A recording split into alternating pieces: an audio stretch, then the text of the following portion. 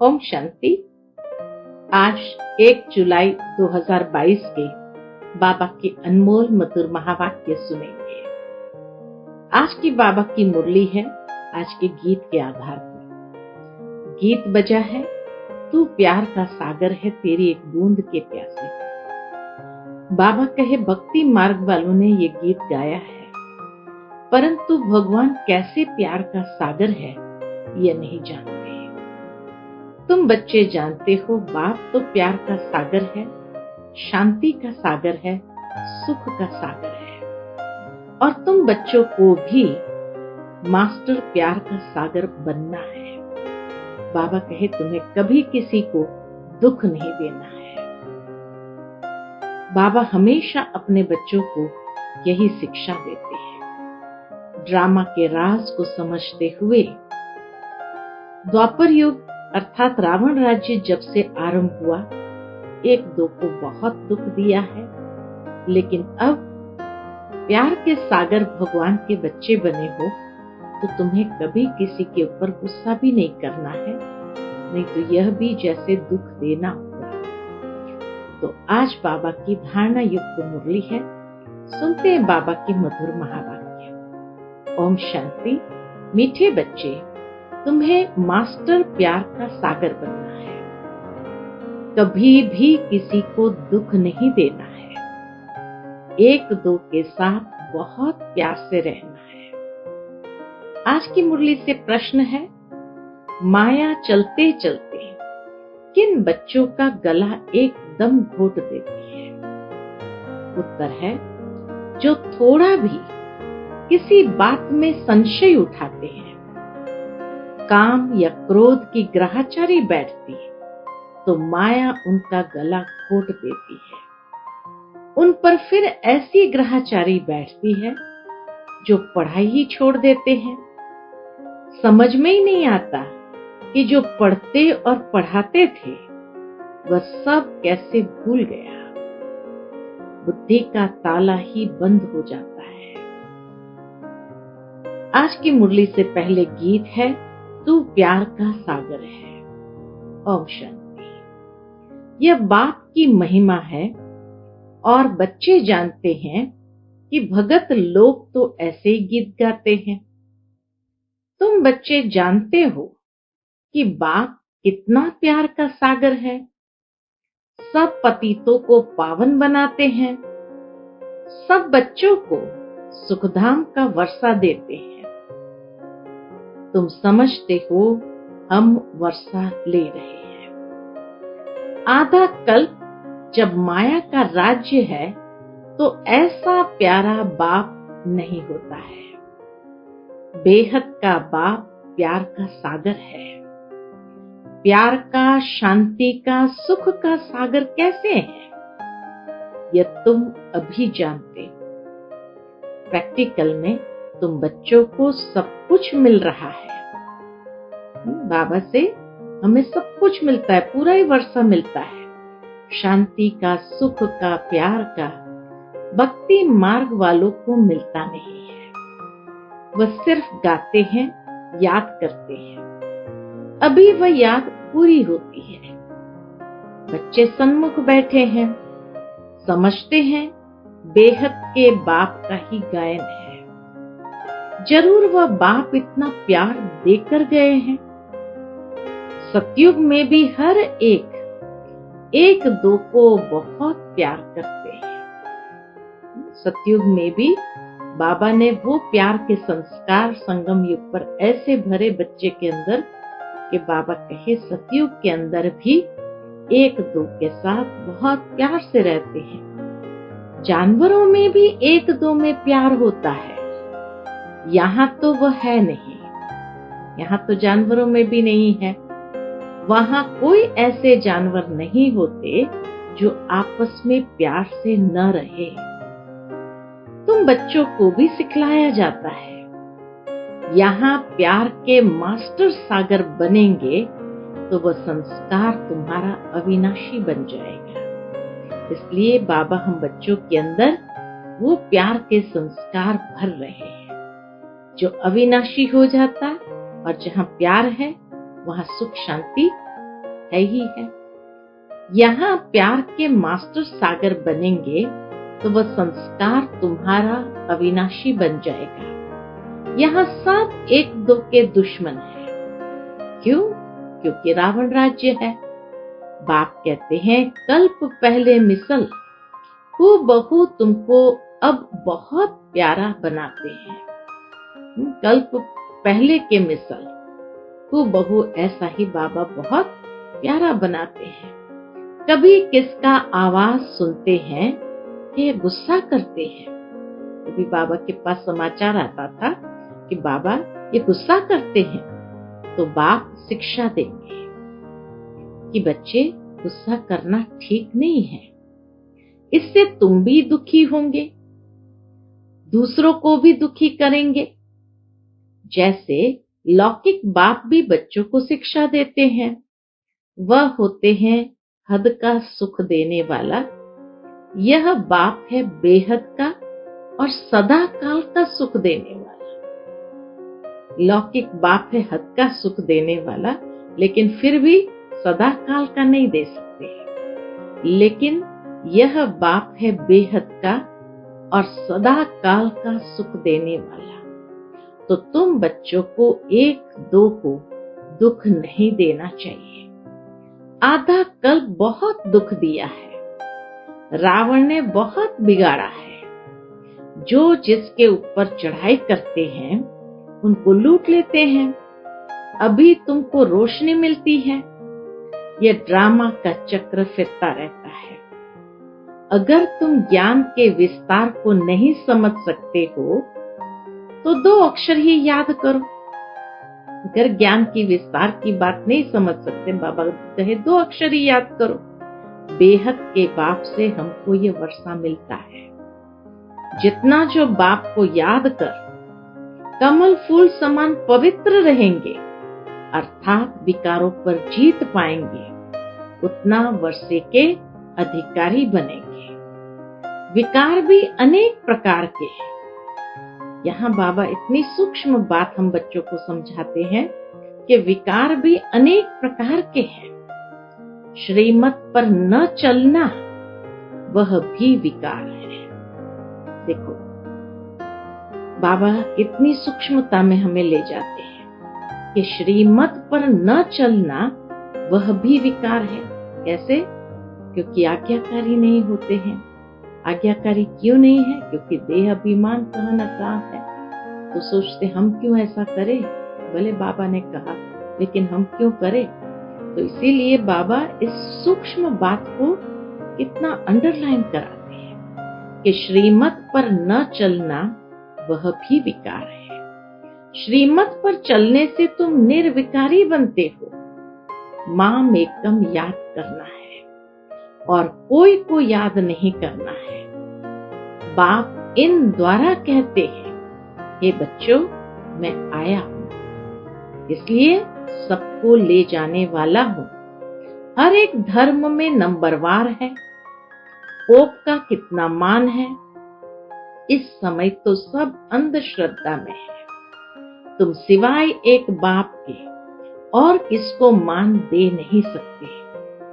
सब आर्टिफिशियल है। दुनिया में तो सब आर्टिफिशियल सम्मान भी देते हैं। इस समय सब पुनर्जन्म लेते लेते पतित बनते हैं। जो भी मनुष्य मात्र है उनको पिछाड़ी में पूरा पतित बनना ही है। पतित पावन नाम कहते हैं, परंतु डिटेल में समझते नहीं है। ये पतितों की दुनिया है तो उनका क्या मान होगा। जैसे पोप है फर्स्ट, सेकंड, थर्ड में चलते आए हैं, उतरते आए हैं, उन्हों को नंबरवार दिखाते हैं, फिर भी वह नंबरवार ही अपना पद लेंगे। जैसे उनको नंबरवार दिखाते हैं, बाबा कहे फिर भी वह नंबरवार ही अपना पद लेंगे। इस चक्र को तुम अभी अच्छी रीति जानते हो। यहाँ आते ही है इसलिए बेहद के बाप के पास, जिससे वर्षा लेना है। साकार बिगर तो वर्षा मिलता नहीं है। बाप कहते हैं देहधारी को याद मत करो, ऊंचते ऊंच एक बाप को ही याद करना है। कितना बड़ा फरमान है। बच्चे, माँ में कम याद करो। देहधारी को याद किया तो उनकी याद से पुनर्जन्म फिर लेने पड़ेंगे। तुम्हारी याद की यात्रा ठहर जाएंगी, विकर्म विनाश नहीं होंगे, बहुत घाटा पड़ जाएगा। कितनी सुंदर और सूक्ष्म बात फिर बाबा ने समझाई कि किसी भी देहधारी को याद नहीं करना है, नहीं तो पुनर्जन्म लेना पड़ेगा, क्योंकि उसके साथ जो हिसाब बनता है वो हिसाब तो चुकाना पड़ेगा। बाबा कहे तुम्हारी याद की यात्रा ठहर जाएंगी, विकर्म विनाश नहीं होगा, बहुत घाटा पड़ जाएगा। धंधे में फायदा भी होता है, घाटा भी होता है। निराकार बाप को जादूगर सौदागर भी कहते हैं। तुम जानते हो, दिव्य दृष्टि की चाबी बाप के हाथ में है। अच्छा, कुछ भी देखा, कृष्ण का दीदार किया, इससे फायदा क्या है? कुछ भी नहीं। यह तो ड्रामा चक्र को जानना पढ़ाई है ना। जितना बाप को याद करेंगे, चक्र को फिराएंगे तो ऊंच पद पाएंगे।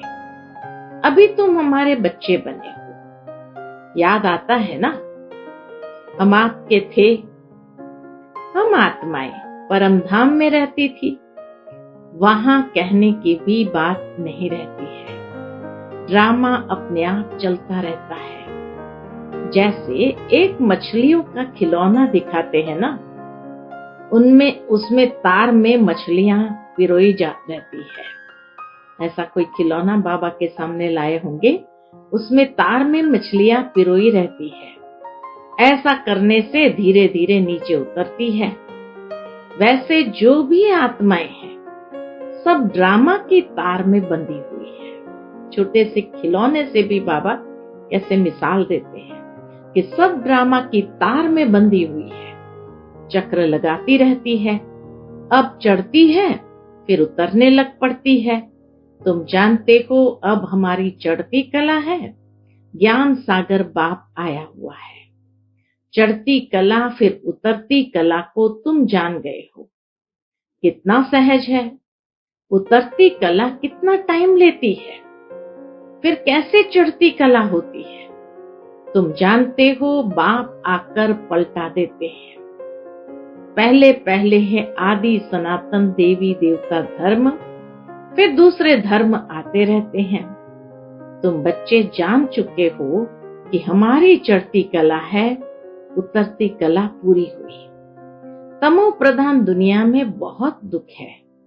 ये तूफान आदि तो कुछ भी नहीं है। तूफान तो ऐसे लगेंगे जो बड़े बड़े महल गिर जाएंगे। बाबा कहते तूफान तो ऐसे लगेंगे जो बड़े बड़े महल गिर जाएंगे। बहुत दुख का समय आने वाला है। ये विनाश का समय है। हाय हाय त्राही त्राही करते रहेंगे। सबके मुख से हाय राम ही निकलेगा। भगवान को ही याद करेंगे। फांसी पर चढ़ते हैं तो भी पादरी आदि कहते हैं गॉड फादर को याद करो, परंतु जानते नहीं। अपनी आत्मा को भी यथार्थ रीति नहीं समझते। मैं आत्मा क्या चीज हूँ, क्या पाठ बजाता हूँ, कुछ जानते नहीं है। आत्मा है कितनी छोटी। कहते हैं स्टार मिसल छोटी है। आत्मा का साक्षात्कार बहुतों को होता है।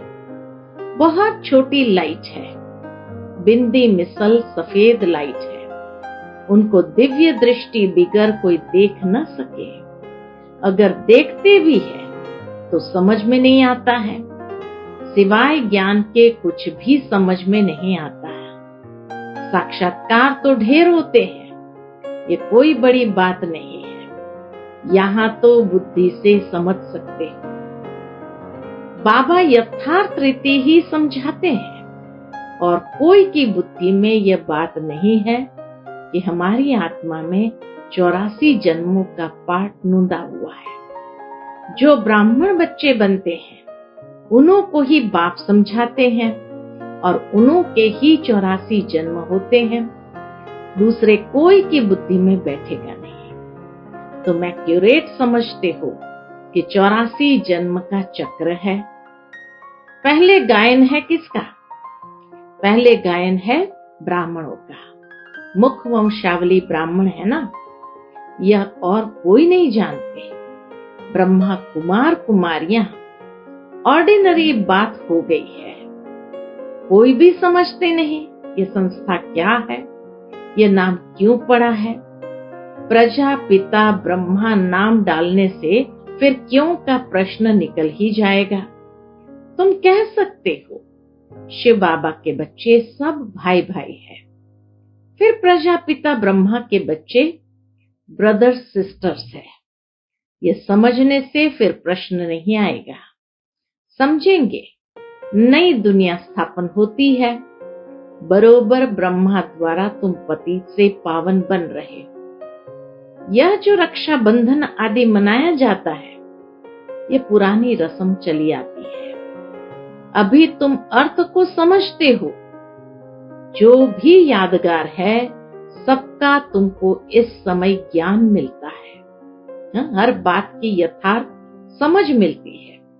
सतयुग में थोड़ी रामनवमी मनाएंगे, वहां मनाने की बात ही नहीं रहती। वहां तो ज्ञान रहता ही नहीं है। यह भी पता नहीं पड़ेगा कि हमारी उतरती कला है। सुख में जन्म लेते रहेंगे। सतयुग से तो हर जन्म सुख में ही लेते रहेंगे। वहां है ही योग बल से पैदाइश, विकार का नाम ही नहीं होता है, क्योंकि रावण का राज्य ही नहीं। वहां तो संपूर्ण निर्विकारी है, पहले से ही साक्षात्कार होता है। नहीं तो कैसे सिद्ध हो कि एक पुराना शरीर छोड़ दूसरा नया लेते हैं। यहां से तुम पहले जाएंगे शांति धाम। बच्चे समझते हैं वह हमारा घर है, उनको ही शांति धाम कहते हैं। वह तो हमारा अथवा बाप का घर है, जिस बाप को याद करते हैं। बाप से ही बिछड़े हैं, परमधाम से बिछड़े बाबा से हैं, इसलिए याद करते हैं। सुख में तो बाप भी याद नहीं आते हैं, है ही सुख की दुनिया। बाबा अपने धाम में रहते हैं, उस समय फिर बाबा भी परम धाम में रहते हैं, जैसे कि वानप्रस्थ में चले जाते हैं। दुनिया में तो जब बूढ़े होते हैं तो वानप्रस्थ ले लेते हैं, लेकिन परम पिता परमात्मा को बूढ़ा थोड़ी कहेंगे। बूढ़ा व जवान शरीर होता है, आत्मा तो वही है। आत्मा में माया का परछाया पड़ता है। तुम सब कुछ जान गए हो, आगे नहीं जानते थे। रचयिता रचना का राज बाप ने समझाया है। उनकी महिमा बहुत है। प्रेसिडेंट प्रेसिडेंट है, प्राइम मिनिस्टर है। सबको अपना अपना पार्ट मिला हुआ है। बाप ऊंचते ऊंच गाया जाता है, तो जरूर हमको ऊंचते ऊंच वर्षा मिलना चाहिए ना। कितनी समझ की बात है। जैसे बाप समझाते हैं, बच्चों को भी समझाना है। पहले बाप का परिचय देना है। वर्षा भी बाप से मिलता है। तुम्हारा है प्रवृत्ति मार्ग, तो बुद्धि में चक्र फिरना चाहिए। सर्विस जरूर करनी है। दिन प्रतिदिन बहुत सहज होता जाएगा, तब तो प्रजा वृद्धि को पाएगी ना। सहज मिलने से सहज निश्चय हो जाएगा। नए नए अच्छे उछलने लग पड़ते हैं, पूरा निश्चय बैठ जाता है। नंबरवार पुरुषार्थ अनुसार सबका पाठ चल रहा है। हर एक सच्ची कमाई करने का पुरुषार्थ कर रहे हैं। सच्ची और झूठी कमाई में फर्क तो रहता है ना। सच्चे रत्न दूर से ही चमकते हैं। आजकल मनुष्य को पैसे रखने की कितनी मुसीबत है। कहाँ छिपावे, कहाँ रखे। धन पड़ा होगा, समय ऐसा आएगा जो कुछ कर नहीं सकेंगे। तुम बच्चों का भी नंबरवार बुद्धि का ताला खुलता जाता है। कहाँ न कहाँ ग्रहचारी बैठती है, तो क्या होता है, ग्रहाचारी बैठती है तो कोई ना कोई संशय आ जाता है। पढ़ाई छोड़ देते हैं, समझ में ही नहीं आता, हम तो पढ़ते थे, पढ़ाते थे, अब क्या हो गया है। थोड़ा भी संशय आने से गला ही घुट जाता है। बाबा में संशय हुआ, विकार में गए तो एकदम से गिर पड़ते हैं। काम और क्रोध सबसे बड़े दुश्मन है, मोह भी कम नहीं है। ऐसे नहीं कि सन्यासियों को अपनी लाइफ की स्मृति नहीं रहती है। बाबा ऐसे नहीं, सन्यासियों को अपनी लाइफ की स्मृति नहीं रहती होगी, सब स्मृति रहती है। ज्ञानी तो आत्मा बच्चे इशारे से ही समझ जाते हैं, कैसे भोग लगाते हैं, कौन आते हैं, क्या होता है। सेकंड बाय सेकंड ड्रामा चलता रहता है। ड्रामा में नूंद है, जो कल्प पहले हुआ था वही करेंगे, इमर्ज होगा। ड्रामा का पार्ट सेकंड बाय सेकंड खुलता जाता है। मुख्य है बाप की याद, जिससे विकर्म विनाश होंगे। जितना बाप की याद में लगे रहते, उतना विकर्म विनाश होते रहते हैं। नहीं तो बाप धर्मराज रूप में साक्षात्कार कराएगा। अभी भी बहुत है जो चलते चलते अनेक भूले करते रहते हैं, बताते नहीं है। नाम बहुत अच्छा है, परंतु बाप जानते हैं कि कितना कम पद हो पड़ता है, कितनी ग्रहाचारी रहती है। उल्टे विकर्म करके बाप से छिपाते रहते हैं। सच्चे के आगे कोई बात छिप नहीं सकती। तुम्हारा सब ऊपर में नूंदा जाता है। बाबा कहे तुम्हारा सारा पोता मिल ऊपर में नूंदा जाता है। अंतर्यामी बाबा तो वह है ना, अंतर्यामी बाबा तो वह है ना। समझना चाहिए, हम छिपाकर विकर्म करते हैं तो बहुत सजा खानी पड़ेगी। हम ब्राह्मण निमित्त बने हैं संभालने के लिए, हमारे में ही ये आदत है तो ठीक नहीं। स्कूल में टीचर की रिपोर्ट होती है तो प्रिंसिपल बड़ी सभा बीच उनको निकाल देते हैं, तो बहुत डर रखना चाहिए। तुमको याद एक शिव बाबा को करना है। बाबा कहते हैं नाम एकदम याद करो। तुमको तो बाप के पास जाना है, उनको याद करना है और स्वदर्शन चक्र फिराना है। और कोई को याद करेंगे तो तुम्हारी रूहानी यात्रा बंद हो जाएगी। अच्छा, मीठे मीठे सिकिलते बच्चों प्रति माता पिता बाप दादा का याद प्यार और गुड मॉर्निंग। रूहानी बाप की रूहानी बच्चों को नमस्ते। हम सब रूहानी बच्चों की रूहानी माता पिता बाप दादा को याद प्यार, गुड मॉर्निंग और नमस्ते नमस्ते। शुक्रिया बाबा, शुक्रिया। आज की मुरली से धारणा के लिए मुख्य सार है। पहली पॉइंट, माया की ग्रहाचारी से बचने के लिए सच्चे बाप से सदा सच्चे रहना है। कोई भी भूल कर छिपाना नहीं है, उल्टे कर्मों से बचकर रहना है। दूसरी पॉइंट, श्रीमत पर न चलना भी विकार है, इसलिए कभी भी श्रीमत का उल्लंघन नहीं करना है, संपूर्ण निर्विकारी बनना है। आज का बाप दादा का मधुर वरदान हम बच्चों के प्रति है, अपने चेहरे और चलन से सत्यता की सभ्यता का अनुभव कराने वाले महान आत्मा भव। अपने चेहरे और चलन से सत्यता की सभ्यता का अनुभव कराने वाले महान आत्मा भव। महान आत्माएं वह है जिसमें सत्यता की शक्ति है, लेकिन सत्यता के साथ सभ्यता भी जरूर चाहिए।